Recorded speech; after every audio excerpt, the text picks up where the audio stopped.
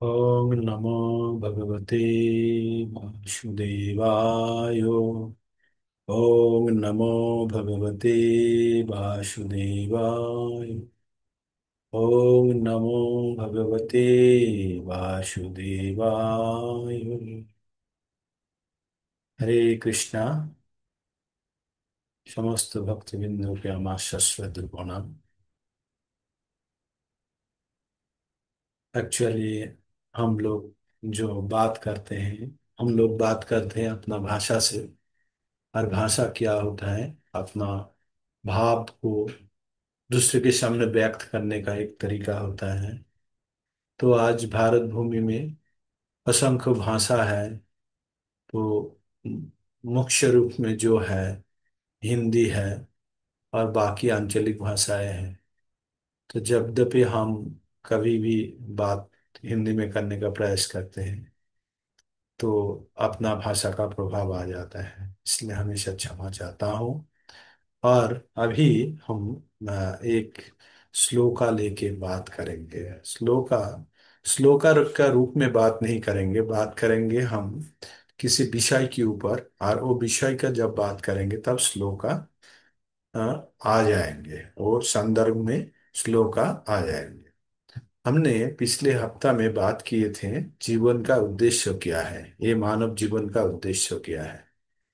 मानव जीवन का उद्देश्य के बारे में हम लोग ये जाने हैं कि जो चार मुख्य कर्म होता है, आहार निद्रा भय मैथुन, जो पशु भी करते हैं मनुष्य भी करते हैं। और मनुष्य और पशु में एक ही अंतर मिलता है कि मनुष्य ये चार कर्म के क्रिया के अलावा और भी एक अधिक कर्म करते हैं।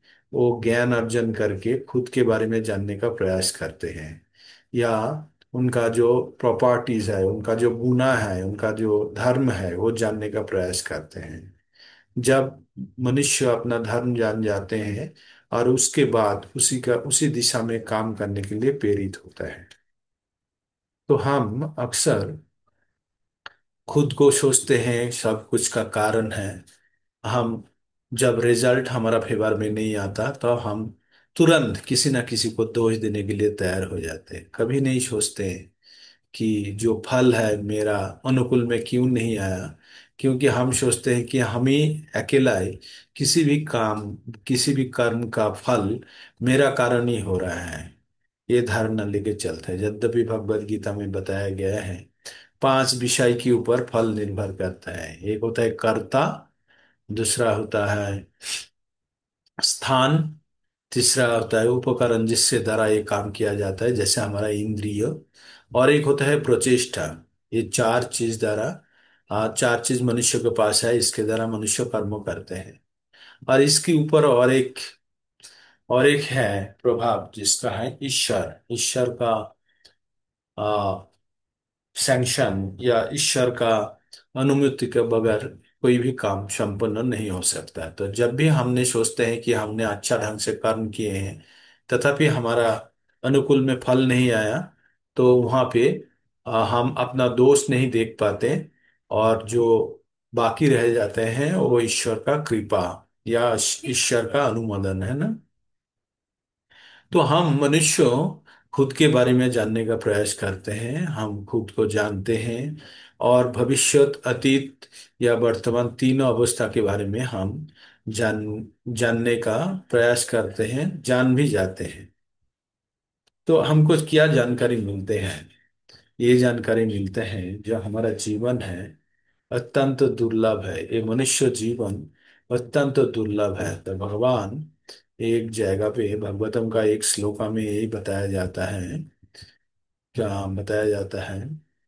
लब्धा सुदुर्लभम ईदम बहुशं भावन्ते मनुष्यम अर्थदम अनित्यम अपि इह धीरा तुर्नं जातेत नापतेत अनुमृत्यु जावन् निश्चयाशाय विषय खलु सर्वत्र स्यात्।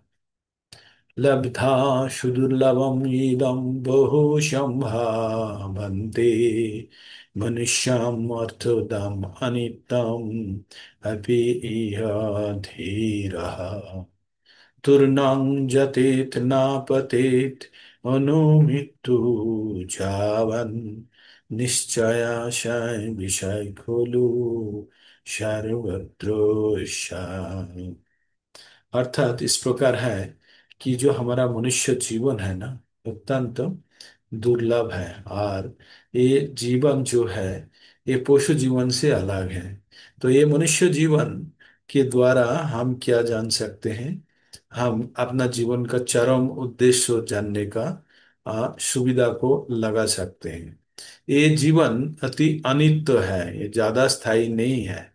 लेकिन बुद्धिमान व्यक्ति इस जीवन का बचा हुआ जो अंश है, जितना समय तक जिएंगे मृत्यु के पहले तक, अगर जिन जिन जीवन का उद्देश्य समझ के उसी दिशा में काम करते हैं, तो ये बुद्धिमान व्यक्ति होता है। तो हम सब देखते हैं कि हमारा अगल बगल में, पड़ोस में, सब इवन अपना फैमिली में भी देखते हैं, किसी ना किसी का देहांत होता है। और समस्त जीवन वो जो परिश्रम करते हैं, जो कर्म करते हैं, करके सब यहाँ छोड़ के चले जाते हैं। हम आंखों के सामने देखते हैं, फिर उनके लिए हम शोक शोक करते हैं, व्यक्त करते हैं उनके लिए। और भी मन खराब होता है, सब कुछ होता है, लेकिन कुछ दिनों के बाद हम उसको मान लेते हैं।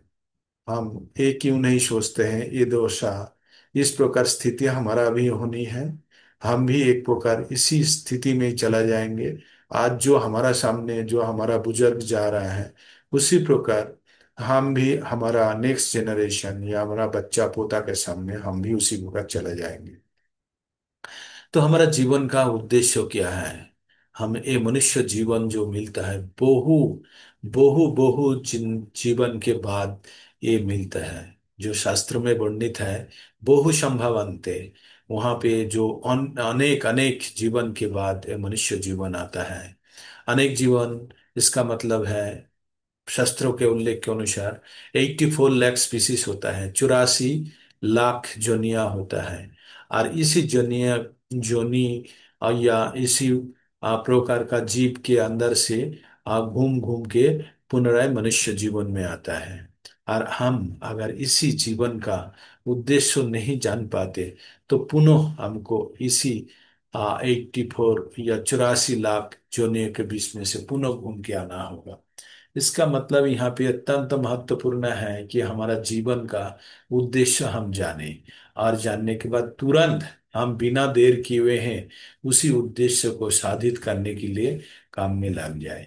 क्योंकि मृत्यु के पूर्वे हम जो करणीय है वो काम अगर नहीं करते हैं, तो पुनराय हमको इसी मानव जीवन या और किसी जीवन जोनि में हमको जन्म लेना पड़ेगा। और कौन सा जोनि में जन्म होगा, वो अत्यंत निश्चित रूप से भगवान ने बताया है। क्या बताया है? जो मृत्यु के समय जो जो भी चिंता भावना करके देह त्यागेंगे, उसी प्रकार उसको जीवन मिलेगा। तो भगवान 8 नंबर अध्याय में 6 नंबर श्लोका में बोलते हैं यम यम व्यापी शरण भावम त्याज तंते कलेवरम तम तमे बोइति कौन्तेयो सदा तद्भावो भाविता। जो हम हमेशा सोचते रहते हैं, वही चीज हमारा मृत्यु का समय पे शरण में आएगा। और मृत्यु के समय पे जो भी चीज, जो भी चिंतन हमारा मस्तिष्क में आएगा, उसी प्रकार परवर्ती जीवन हमारा निर्धारित होगा। तो हमको बहुत सतर्क रहना होगा कि हमारा परवर्ती जीवन किस प्रकार होगा। ये ज्ञान मनुष्य ही लाभ कर सकते हैं, और किसी पशु या किसी अज्ञान व्यक्ति भी नहीं लाभ कर सकते। इसलिए जब ये वाणी, ये जो भगवत गीता का वाणी या भागवतम का कथा जब आप तक पहुंच रहा है, तो आप जान लीजिए ये अत्यंत महत्वपूर्ण है। और इसको हम समझ के हमारा जीवन में कैसे उतारा जाए, क्योंकि हम सुनने के लिए सुनना नहीं है, हमको इसका अंदर का महत्व समझना होगा। तभी प्रकृत पक्ष में इसका अर्थ जीवन में हम उतर पाएंगे। सॉरी, बीच बीच में डिस्टरबेंस आ रहा है। तो हमें जो मनुष्य जीवन है, मनुष्य जीवन में हम खुद का बारे में, ईश्वर के बारे में, प्रकृति के बारे में, समय या कर्म के बारे में हम जान सकते हैं। और इस ज्ञान द्वारा हम खुद को परवर्ती जीवन में किस प्रकार जीवन पाना है उसके लिए हम चालित कर सकते हैं। लेकिन बुद्धिमान मनुष्य वही होंगे जो ये दुखालयम अशाश्वत में पुनः पुनः आने से खुद को रोकने का प्रयास करेंगे। और कैसे रोकेंगे, इसका ज्ञान भगवत गीता में उपलब्ध है।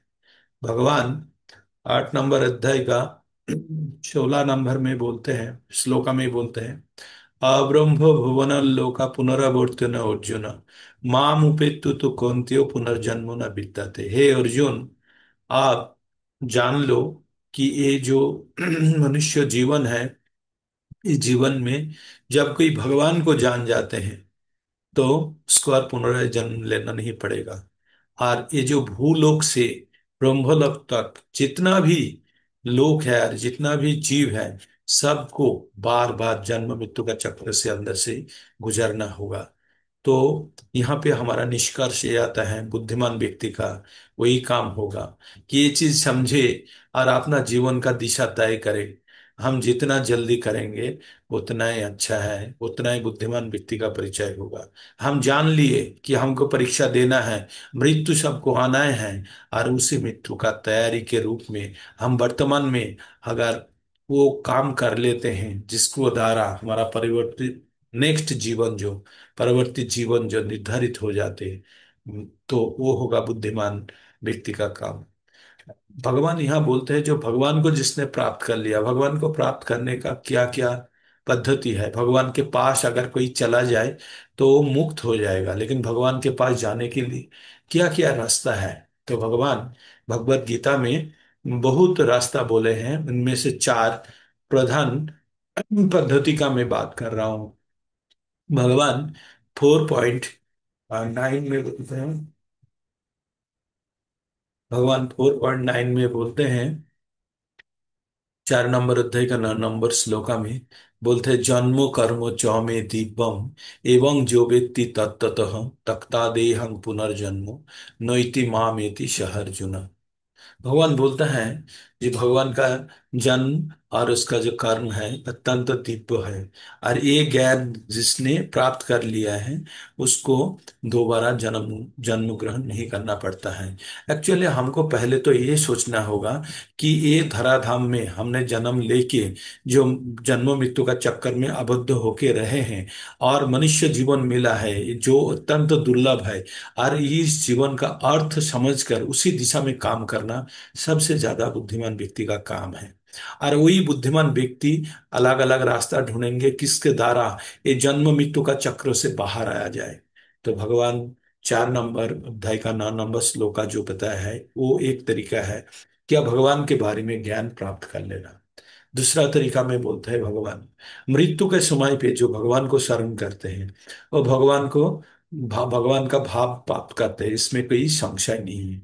तो क्या बोलते हैं भगवान, अंतो काले च मामेव शरण मुक्ता कलेवरम जो प्रयाति समद्भावम याति नस्तत्र संशय। भगवान बोलते हैं मृत्यु के समय में जो भगवान को शरण करके देह त्यागता है वो भगवान का भाव प्राप्त करते हैं। इसका अर्थ ये है वो पुनराय जन्म ग्रहण नहीं करता और जन्म मृत्यु का चक्र से बाहर आ जाते हैं, भगवान का धाम चले जाते हैं।